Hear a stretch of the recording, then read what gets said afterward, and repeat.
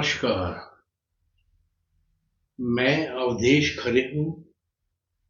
एड्यूवेंचर के इस एपिसोड में हम एक परंपरागत अनकन्वेंशनल मूल्यांकन पद्धति के बारे में बात करेंगे, जिसे एक तथ्य को नकारना, डिनाइंग ए फैक्ट कहा जाता है।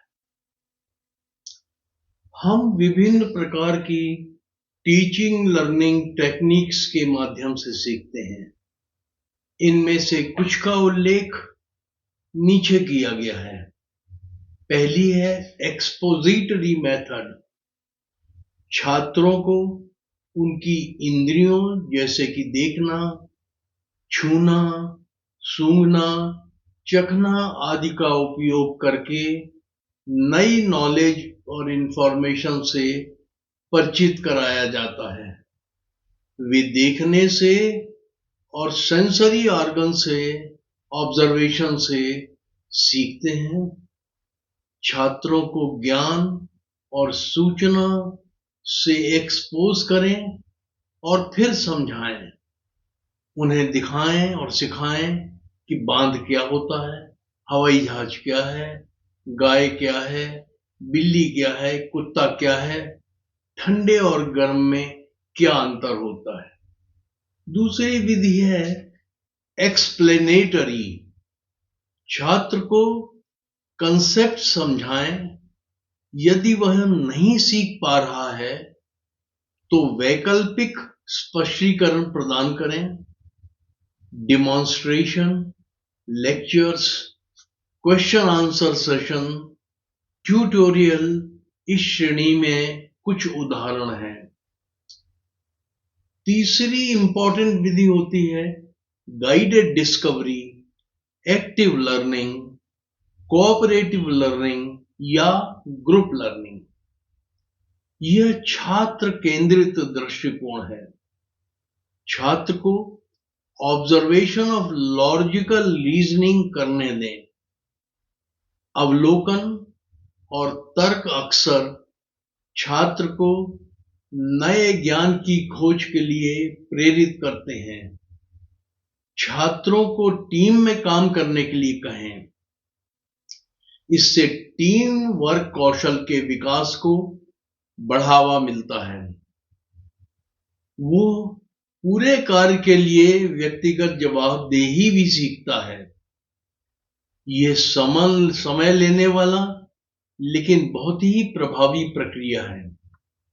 Seminar, mini project, case studies, design problem इसी श्रेणी में आते हैं। अगला है एक्सपीरियंशियल लर्निंग। डायरेक्ट या स्टिमुलेटेड अनुभव से छात्र सीखता है। वीडियो और मल्टीमीडिया श्रेणी की सपोर्ट फैसिलिटीज का उपयोग करना उसको आता है, सीखता है। इंडस्ट्रियल विजिट के दौरान ऑब्जर्वेशन के बाद एक्सप्लेनेशन, चीजों को एक्सप्लेन करने से भी वो सीखता है। प्रयोगशालाओं में प्रयोग करना, वीडियो शोज आदि इस पद्धति के कुछ उदाहरण हैं। अगला है एक्सप्लोरेटरी या प्रॉब्लम बेस्ड लर्निंग। छात्र एक्सप्लोरेशन के माध्यम से बहुत कुछ सीखते हैं। शिक्षक इसमें मुख्य रूप से एक कंसल्टेंट का कार्य करता है। परियोजना आधारित सीखना, पूछताछ आधारित सीखना, खोज आधारित सीखना, जानने की आवश्यकता पर आधारित सीखना और जस्ट इन टाइम सीखना, self learning, major projects, unconventional design problems, internet और गूगल का उपयोग करना इस पद्धति के कुछ उदाहरण हैं। अगला है डिनाइंग ए फैक्ट, जिसके बारे में आज हम चर्चा करेंगे। तथ्यों को नकारना। यह विधि किसी ज्ञात तथ्य को नकार कर किया जाता है। वक्ता तथ्य को उचित ठहराने और स्थापित करने के लिए तर्क करना सीखता है। लॉजिकल रीजनिंग की क्षमता का विकास होता है। छात्रों द्वारा सेमिनार की प्रस्तुति उच्च शिक्षा संस्थानों में एक आम प्रथा है। छात्र वक्ता को प्रेजेंटेशन का विषय सौंपा जाता है, जिसे दर्शकों के साथ पहले ही साझा कर लिया जाता है, ताकि वे पूछे जाने वाले प्रश्नों को तैयार कर सकें। छात्र इंटरनेट, शोध पत्रों और सार्वजनिक डोमेन में उपलब्ध सामग्री से जानकारी एकत्र करता है।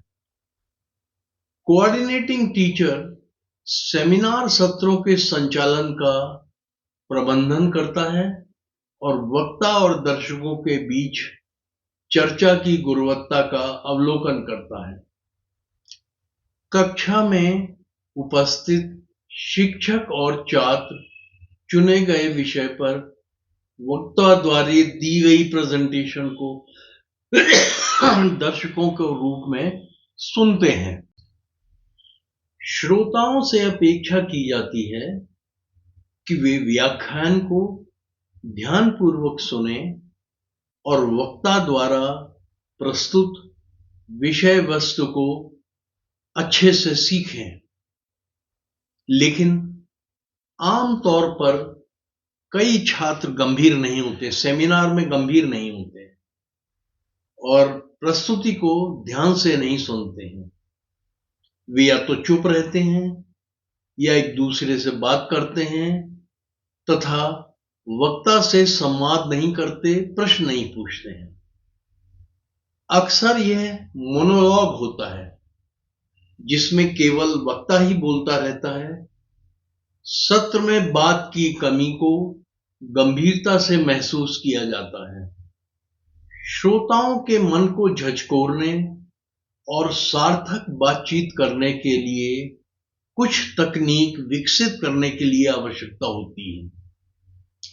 इसलिए किसी भी बातचीत के अभाव में शिक्षक को विभिन्न छात्रों के समझ की स्तर के बारे में पता ही नहीं चल पाता।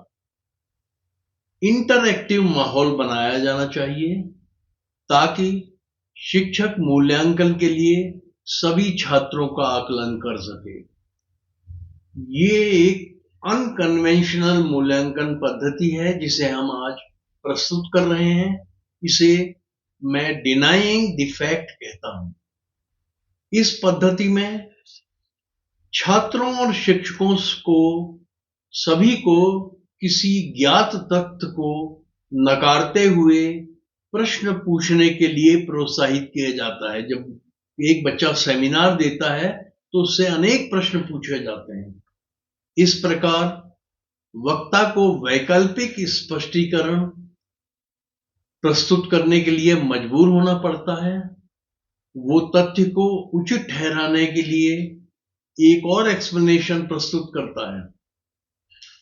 श्रोताओं को प्रस्तुत विषय पर आधारित प्रश्न ही पूछने चाहिए और कुछ तथ्यों को नकारने का प्रयास करना चाहिए। मैं उदाहरणों के माध्यम से, एग्जाम्पल्स के माध्यम से अपनी बात स्पष्ट करना चाहूंगा।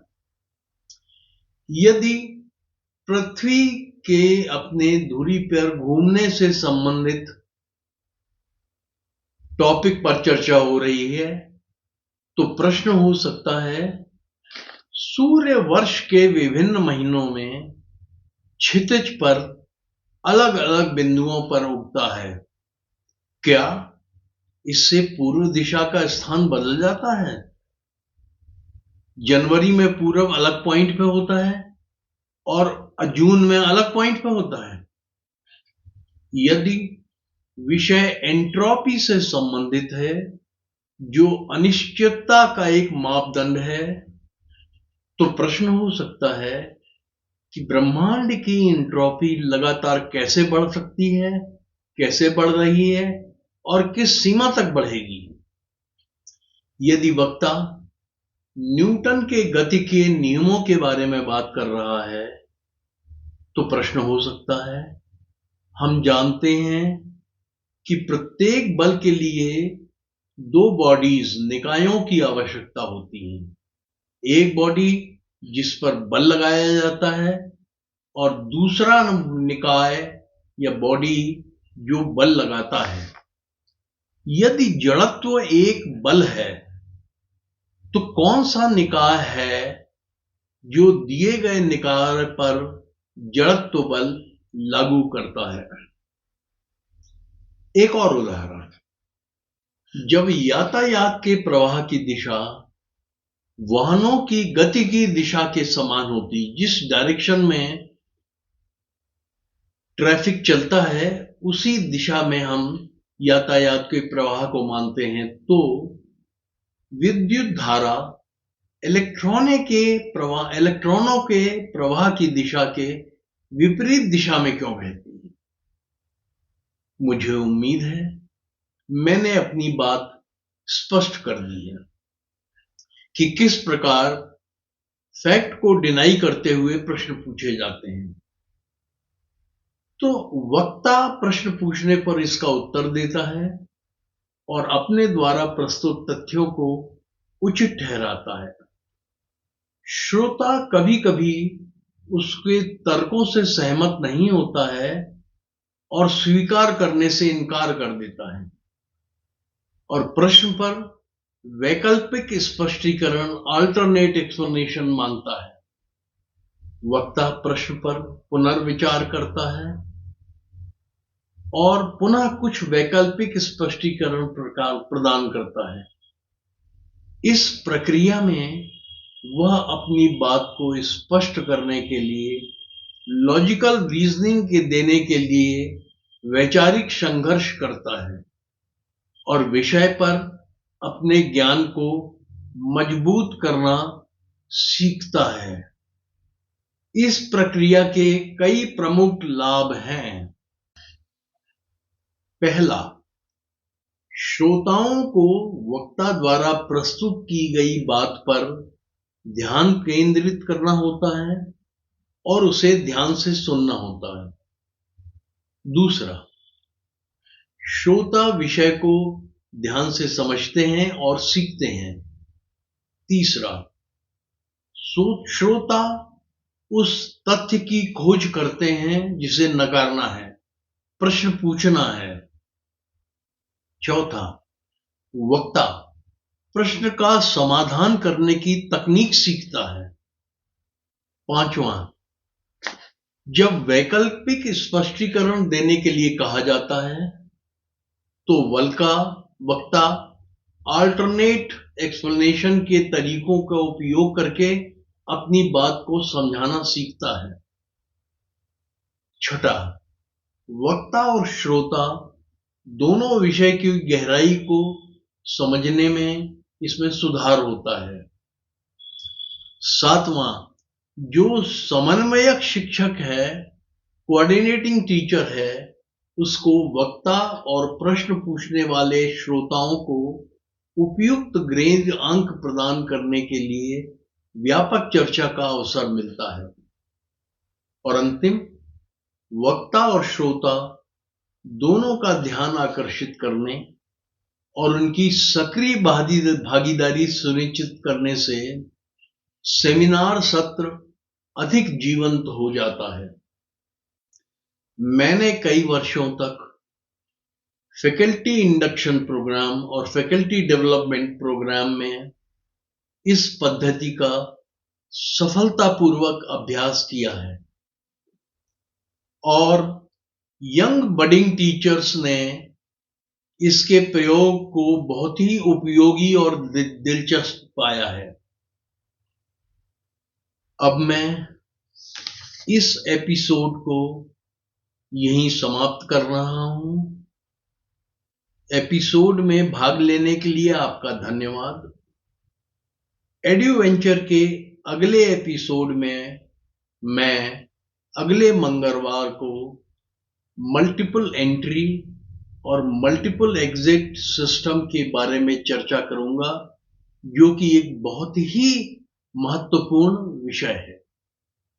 जय हिंद। और हाँ, मैं आपको याद दिला दूं कि एड्यू वेंचर का एक एपिसोड हर मंगलवार को प्रस्तुत किया जाता है, इसलिए अगला एपिसोड भी अगले मंगल को आएगा। धन्यवाद।